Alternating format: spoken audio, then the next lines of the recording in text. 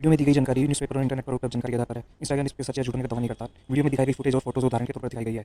जिस देश में चाय को इमोशन से जोड़कर देखा जाता हो, जहाँ पर चाय हर सुख दुख में परोसी जाती हो, जिस देश का प्रधानमंत्री एक चाय वाला हो, वहाँ पर चाय का बिजनेस करना कितना ही प्रॉफिटेबल हो सकता है, जिसका फ़ायदा एक यंग एंटरप्रेन्योर प्रफुल्ल बिलोरे, जिसे हम एमबीए चाय वाला के नाम से जानते हैं, ने भली भांति उठाया। लेकिन वहीं दूसरी ओर आजकल आपने प्रफुल्ल के खिलाफ इंटरनेट पर बहुत सी ऐसी वीडियो वायरल होती देखी होंगी जिसमें लोग उन्हें गालियां दे रहे हैं, उन्हें फ्रॉड घोषित कर रहे हैं। अब सवाल ये उठता है कि ऐसा क्या हुआ कि अभी कुछ महीनों पहले तक जो इंसान देश की युवा पीढ़ी की इंस्पिरेशन हुआ करता था, लोग जिसे अपना आइडियल मानते थे, वो अचानक ही लोगों को खटकने लग गया। प्रफुल्ल के खिलाफ देश भर में अब तक 28 से ज़्यादा एफआईआर हो चुकी हैं और उनके कई सारे आउटलेट भी बंद हो गए हैं। क्या सही में प्रफुल्ल बिलोरे एक फ्रॉड हैं या ये सिर्फ एक फेल्ड बिजनेस मॉडल है? आज की इस वीडियो में हम इसी बात को डिस्कस करेंगे। लेकिन वीडियो शुरू करने से पहले अगर अभी तक आपने मेरे इस चैनल इंस्टाग्राम को सब्सक्राइब नहीं किया है तो इसे सब्सक्राइब करके बेल आइकन का बटन दबा दीजिए ताकि आपको भी नई नई जानकारी सबसे पहले पहुंचती रहे। तो चलिए आइए शुरू करते हैं विस्तार से।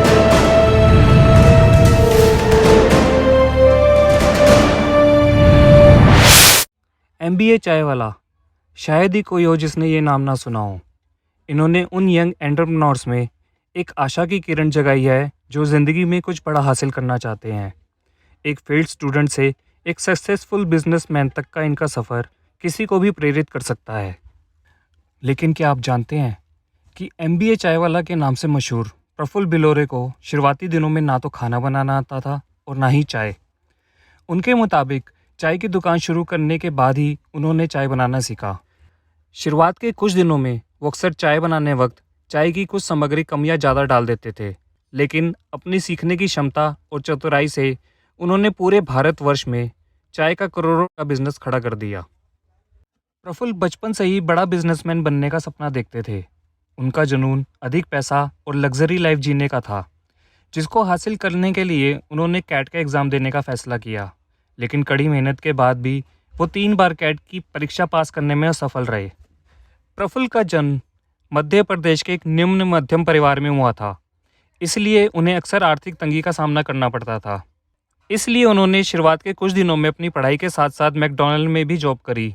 लेकिन जॉब करने के दौरान उन्हें जल्दी समझ आ गया कि वो इससे अपने सपनों को हासिल नहीं कर सकते। इसलिए उन्होंने जॉब को छोड़कर चाय का ठेला लगाने का फैसला किया। अपनी जॉब के दौरान उन्होंने जो सेविंग की थी उससे उन्होंने आईएम यूनिवर्सिटी के बाहर ही चाय का ठेला लगा लिया, क्योंकि वो जानते थे कि चाय ही एक ऐसी ड्रिंक है जो हर वर्ग का व्यक्ति पीना बहुत पसंद करता है। प्रफुल्ल के मुताबिक वो पहले दिन कुछ भी नहीं कमाते, लेकिन धीरे धीरे उनकी सेल हज़ारों में पहुंच जाती है और वो अच्छे खासे पॉपुलर भी हो जाते हैं, जिसका फ़ायदा वो अपनी ब्रांड बिल्डिंग में लगाते हैं। आज पूरे भारतवर्ष में प्रफुल्ल के 100 से भी ज़्यादा आउटलेट्स हैं और उनके सोशल मीडिया अकाउंट में लाखों की संख्या में फ़ैन फॉलोइंग भी। लेकिन अब सवाल ये है कि इतना सब कुछ हासिल करने के बाद भी ऐसा क्या हुआ कि एमबीए चाय वाले पर लोग धोखाधड़ी का आरोप लगा रहे हैं और वीडियो बना बना के सोशल मीडिया पर पोस्ट कर रहे हैं। दोस्तों, प्रफुल्ल की स्टोरी यकीनन सबको इंस्पायर करती है कि कैसे एक लोअर मिडिल क्लास से आने वाले लड़के ने चाय का इतना बड़ा बिजनेस खड़ा कर दिया।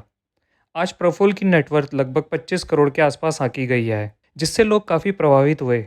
पर क्या लोग सच में प्रफुल्ल की स्टोरी और स्ट्रगल से प्रभावित हुए या उसकी सक्सेस, शोहरत और पैसों से?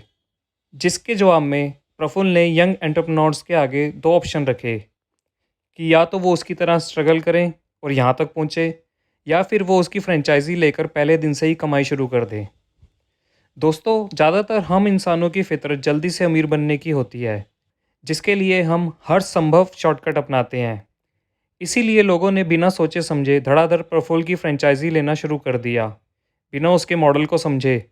लेकिन जिस मॉडल ने प्रफुल्ल को इतनी दौलत और शोहरत दिलाई, वो दूसरों के लिए फेलियर क्यों साबित हुआ? इसे समझने के लिए हमें फ्रेंचाइजी के मॉडलों को समझना पड़ेगा, जो 4 तरह से वर्क करता है। जिसका पहला मॉडल होता है कोको, यानी कंपनी ओन्ड, कंपनी ऑपरेटेड, जिसमें कंपनी ही फ्रेंचाइजी को ओन करती है और उसके सारे ऑपरेशन कंपनी के ही होते हैं। दूसरा मॉडल होता है कोफो, यानी company owned but franchisee operated, जिसमें फ्रेंचाइजी की ओनरशिप कंपनी के पास होती है, लेकिन इसके सारे ऑपरेशन फ्रेंचाइजी के खुद के होते हैं। तीसरा मॉडल होता है फोको, यानी फ्रेंचाइजी ओन्ड कंपनी ऑपरेटेड, जिसमें फ्रेंचाइजी खुद ही मालिक होती है, लेकिन उसके सारे फंक्शन कंपनी ऑपरेटेड होते हैं। चौथा और लास्ट मॉडल होता है फोफो, यानी फ्रेंचाइजी ओन्ड फ्रेंचाइजी ऑपरेटेड, जिसमें मालिक भी फ्रेंचाइजी होती है और उसके सारे फंक्शन भी फ्रेंचाइजी के ही होते हैं। यानी इसमें कंपनी फ्रेंचाइजी को अपना लोगो, अपनी ब्रांड आइडेंटिटी और ट्रेनिंग देती है और बदले में एक फिक्स्ड अमाउंट ले लेती है, जिसके बाद कंपनी का फ्रेंचाइजी के प्रॉफिट और लॉस में कोई हस्तक्षेप नहीं होता। प्रफुल्ल की फ्रेंचाइजी फोफो मॉडल पर ही वर्क करती है, जिसमें वो फ्रेंचाइजी को 3 तरह से ऑफर करते हैं, जो 10 से 40 लाख के बीच में होते हैं। साथ ही ये नॉन रिफंडेबल भी होते हैं। अब बात करते हैं कि चाय का बिजनेस प्रफुल्ल के लिए तो सक्सेसफुल रहा, लेकिन यही सेम बिजनेस उसके फ्रेंचाइजी होल्डर्स के लिए नहीं। ऐसा क्यों? इसका सीधा सा जवाब है कि कोई भी बिजनेस तभी सक्सेसफुल होता है जब उसकी खुद की एक यूएसपी होती है, यानी यूनिक सेलिंग पॉइंट। प्रफुल्ल के केस में उसकी यूएसपी वो खुद ही है, उसकी स्टोरी है। प्रफुल्ल की ऑडियंस उससे कनेक्ट कर पाती है। अगर प्रफुल्ल की ऑडियंस को गौर से देखें तो उसकी 70 से 80% की ऑडियंस छोटे शहरों से आती है, बाकी बची ऑडियंस बड़े शहरों से। और एक मिडिल क्लास इंसान के लिए अगर सेम चीज़ कम पैसों में मिले तो वो ज़्यादा पैसे क्यों खर्चेगा? ठीक उसी तरह प्रफुल्ल की फ्रेंचाइजी में मिलने वाली चाय की कीमत 50 से 100 रुपये है, वहीं दूसरी ओर नुक्कड़ पर मिलने वाली चाय की कीमत 10 रुपये। इसलिए प्रफुल्ल की ज़्यादातर फ्रेंचाइजियाँ या तो नो प्रॉफिट नो लॉस पर हैं, या बंद हो चुकी हैं, या बंद होने के कगार पर हैं। अब सवाल ये उठता है कि क्या इसके लिए प्रफुल्ल को जेल जाना पड़ेगा या उन्हें फ्रेंचाइजी ओनर के पूरे पैसे वापस करने पड़ेंगे?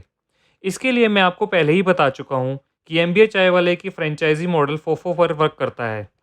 प्रफुल्ल ने अपनी स्पीचेस में भले ही कुछ भी कहा हो, चाहे कुछ भी वादा किया हो, पर इंडियन लॉ रिटर्न डॉक्यूमेंट पर ही वर्क करता है। और प्रफुल्ल ने रिटर्न डॉक्यूमेंट में इस बात का कहीं कोई जिक्र नहीं किया कि उसका फ्रेंचाइजी ओनर पर डे इतना कमाएगा ही। तो शायद ही प्रफुल्ल को कोई लीगल इशू फेस करना पड़े। दोस्तों, आपकी नज़रों में प्रफुल्ल के बारे में आपकी क्या राय है, मुझे कमेंट करके ज़रूर बताएं। साथ ही अगर आपको ये वीडियो अच्छी लगे तो इसे लाइक करना ना भूलें। मिलते हैं अगली वीडियो में। तब तक के लिए कीप हेल्दी, कीप सेफ। और हाँ, कोई भी डॉक्यूमेंट साइन करने से पहले उसे एक बार अच्छे से पढ़ लें, समझ लें और फिर साइन करें। धन्यवाद।